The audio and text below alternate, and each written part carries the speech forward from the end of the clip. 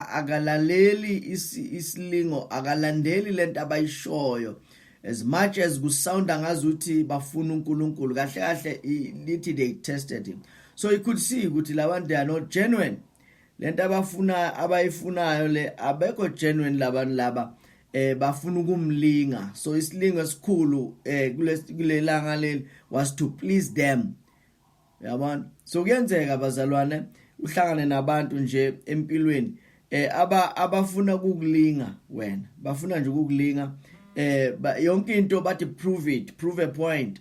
Yeah, angithi uthi umzalwane wena, angithi uthi umzalwane makube so, angithi uthi umzalwane makube so. So those people kahle they're not genuine, and it's very easy to fall for that. Uyabona uJesu uyayinqoba lolo hlobo loyilingo, isilingo sokuplease abantu, uyasinqoba uJesu, uyasinqoba uJesu lesilingo le. So ke wahlangana nalelingo mawufunda uJohn chapter number 2 verse 18, uthiwa la, so the Jews answered and said to him, what sign do you show us since you do these things? What sign do you show us? Jesus answered and said to them, destroy this temple, and in 3 days I will raise it up. What sign? So uhlala nje bhekene nabantu abamfuna ama signs, ubatshela nje ukuthi destroy this temple. Ngamanye amazwi ubatshela ngendaba yesiphambano, abamuzwa ukuthi uthini, because he was talking about what is going to happen, which was also in the will of God. Azanga create something new, but refer to what was planned, divine plan kaNkulunkulu, uba connecta nayo, ngoba akadingi ukuba prove le point ngayo noma ngayiphi indlela. Mawufunda ku chapter number 6 verse 30, John chapter 6 verse 30 kuthiwa, therefore they said to him, what sign will you perform then, that we may see it and believe you? Uyayizwa manje? So it's like, ukuze bamkholwe fanele benzele a sign. But zingaki izinto asekazenzile bazalwane, zingaki izinto asezenzile, ngoba uma ufunda incwadi kaJohane isibonakaliso sokuqala wasenza emshadweni waseKana, kodwa namhlanje nje basathi show us, what sign do you show us that we may see and believe you? What work will you do? But our fathers ate manna in the desert, as it is written, he gave them bread from heaven to eat. Yabo?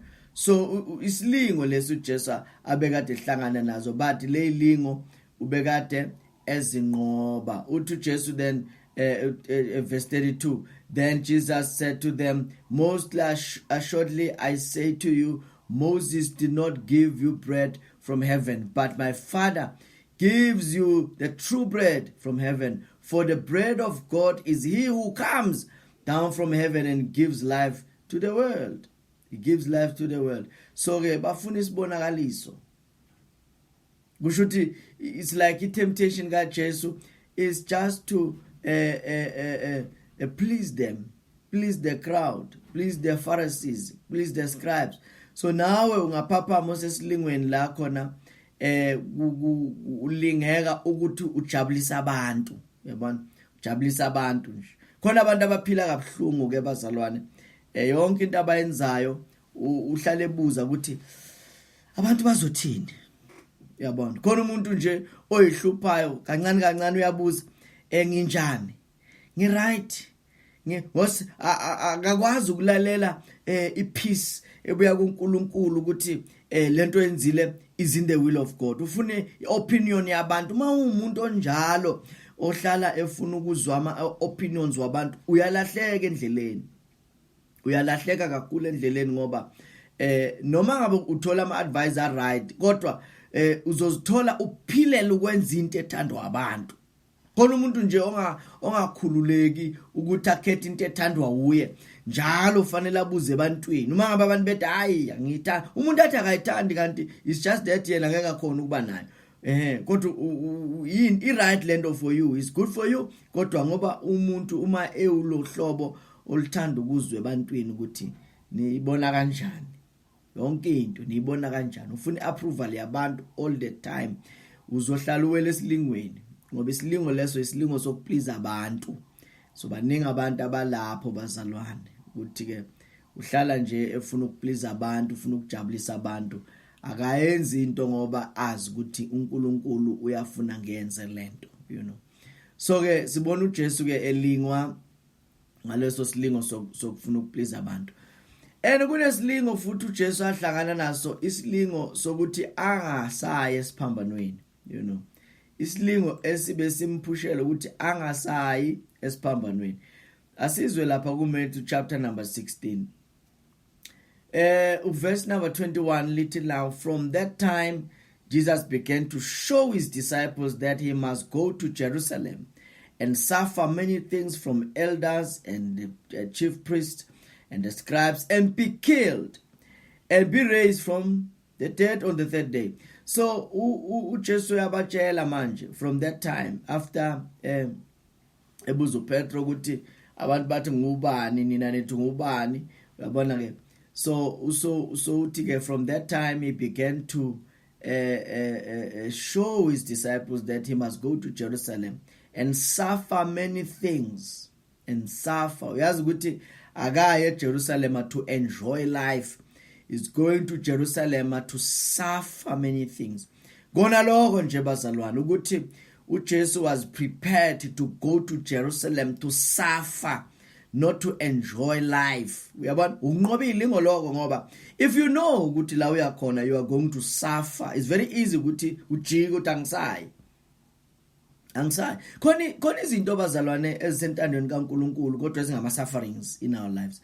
Lento le iyakuhlukumeza mara uNkulunkulu uyathanda ukuthi kuhlukumeze, uyathanda ukuthi udlule kuyo. So uJesu ubekazi ukuthi endleleni yakhe kunento ebizwa sufferings. So kuthiwa ke uyabatshela ke abafundi bakhe ukuthi he must go to Jerusalem and suffer many things, not just one, many things from the elders foot, not just normal people, elders and chief priests and scribes, and be killed. Yabo, uyazi njoba ngiyalapha, I will be killed and also be raised from the day on the third day.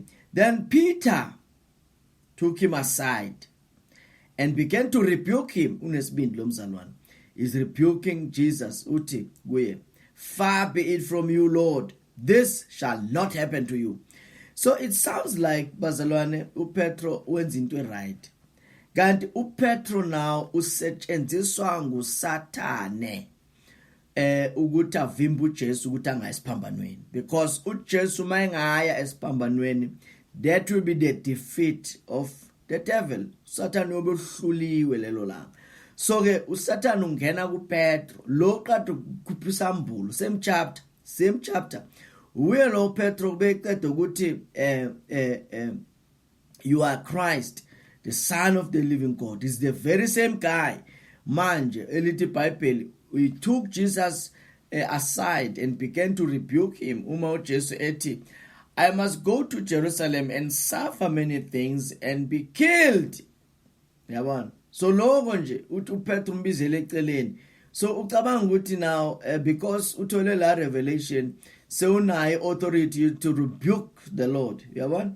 To rebuke the Lord. So that was a temptation uJesu abhekana nayo ukuthi alingwe ngomuntu ahamba naye la eduze, alingwe ngomuntu ahamba naye la eduze, alingwe ngomuntu amthembayo, alingwe ngomuntu oceda ukukhipha revelation, oceda ukuba iblessing, alingwe ngalo muntu. Ngiyacabanga ukuthi somehow khonto ethola kulento le ukuthi ilingo zingenzeka zingaveli kude abazalwane, ilingo zingavela eduze kakhulu, eduze, closer than you can imagine. Ilingo zingavela because the devil does not have a body, so he can use anyone who's available at any time. He can use him to be a vehicle for the temptations to come to you. So uJesu lingwa ngoPetro oceda ukukhipha isambulo. So lithi ke what far be it from you, this must never happen to you. Imagine if uJesu wathi yeah Petro, yeah, you making sense, this must not happen to me. Ngabe mina nawe sindiswanga namhlanje. See product ukuthi uJesu he rebuked him naye uJesu. And he said, but he turned and said to Peter, "Get behind me, Satan." So uyabona uJesu ukuthi uSatan ungene kuPetro lithi, he said, "Get behind me, Satan, you are an offense to me." Yebo? Ingakho uJesu athi, it's impossible that no offenses will come, because even him naye uyahlangana nama offenses. Uthi, you are an offense to me, for you are not mindful of the things of God, but the things of men. So indlela zikaNkulunkulu bazalwane ziba nayo package yama sufferings endleleni. Plan likaNkulunkulu akubi smooth sailing. Hlangana nezinto nje ulokuhamba nayo. Hlangana ingakho sometimes bazalwane kulula ukuthi abantu bacabanga ukuthi awukholwa ngenxa yezinto ohlangana nazo, bacabanga ukuthi awukholwa. Kanti ukholwa impela futhi uconnected kakhulu. Into enginotisile la endleleni yokholwa ukuthi ngeyikhathi ezinzima la ulingwa khona kabuhlungu, ilesikhathi uNkulunkulu umuzwa khona kakhulu. Uyabona?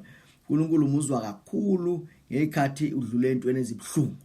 It's like ukhuluma nawe like ivoice yakhe is so clear. Yabona? So clear. Yabona? So lezo ikhathi lezo siyayidinga empilweni. Ngoba uma ngabe izinto ehamba kamnandi uphakathi komisindo yonke into awumuzi uNkulunkulu, but uma usehlane kula khona umuzwa kangcono khona. So Jesu ke now he conquered this temptation yokuthi agcine engayanga esiphambanweni elethwa ngubani? ngoPetro. Temptation le ilethwa ngoPetro, the most trusted guy, someone who has just given a revelation enkulu not long ago. Yabo, manje we are the very same person, so ungena Satan. Get behind me, Jesu shonjalo. Get behind me, Satan, for you are an offense to me. You are an offense, for you do not have mindful of the things of God, but of the things of men. Ucabanga nje into zabantu, awunayo into kaNkulunkulu. Uyabona? So ke ilapho bazalwane sizama nje ukubonisa ukuthi uJesu walingwa. Ingakho lithi uma yena wahlupheka walingwa ngako konke, unamandla okusiza abalingwayo. So ke uma ngabe walingwa wahlupheka, naye unamandla okusisiza uma sesidlule elingweni nathi esidlula kuzo. Ngoba nathi bazalwane siyadlula elingweni. Nathi siyadlula ezintweni ezinzima. Siyadlula ezintweni ezishayayo. Siyadlula ezintweni bazalwane eziskipha inyembezi. Yabona? Ezinye esinga understand nokuthi but why fanele ngidlula khona? Uzibuze nje ulokudlula. Khona izinto okungenzeka ukuthi zenzekile in your life, and even up to this day you still don't understand good, but why bekufanele ngidlule lapha? Kanti uNkulunkulu beplanile ukuthi dlula lapho ukuze uyena athola udumo. Mark chapter 8 verse number 31 to 33 ligcizelela le verse esicede ukuwafunda. Kuthiwa ke and he began to teach them that the Son of Man must suffer many things and be rejected. Yabo? Suffer and rejected. So ngizama nje ukuthi uyabona nje basiwafunda kanje bazalwane, we are picking up some things ezibalekile la. So ezinye zezinto that you may suffer endleleni is rejection. So uma uyithola usuffer nge-rejection, you must know ukuthi Jesus was also rejected. Uthi and be rejected by elders. Yazi ukurejectwa abantu abakhulu kubuhlungu. Rejected by elders and chief priests and scribes and be killed. Abulawe. Yabo. So and after 3 days raised again. He spoke this word openly. Wayikhuluma nje angayifihli publicly, everybody wamuzwa ukuthi uthini. Then Peter took him aside and began to rebuke him. But when he had turned around and looked at his disciples, he rebuked Peter, saying, "Get behind me, Satan, for you are not mindful of the things of God, but of the things of men." So last he told indaba yani rejection bazalwane. So you might find yourself being rejected. Uyabona? Being rejected. Ngoba izinto ohlangana nazo lezo. Rejection. Behold, uma ufunda Mark chapter 10:33. Behold, we are going up to Jerusalem, and the Son of Man will be betrayed. You will suffer betrayal. you will suffer a betrayal ngesinye isikhathi.